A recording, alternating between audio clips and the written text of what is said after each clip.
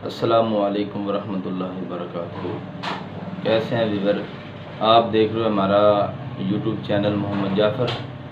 तो हमारे चैनल को सब्सक्राइब कर दें और घंटी वाले बटन को भी दबा दें।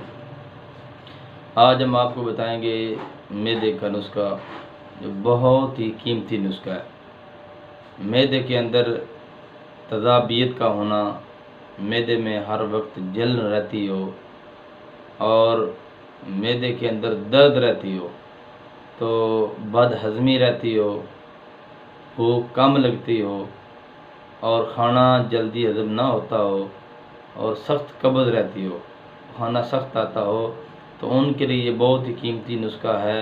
ये आप नुस्खा नोट फरमा लें। ज़ीरा सफ़ेद 50 ग्राम, सौंफ 50 ग्राम, खुश्क पुदीना 50 ग्राम, काली मिर्च 2 तोला, सुंड 1 तोला।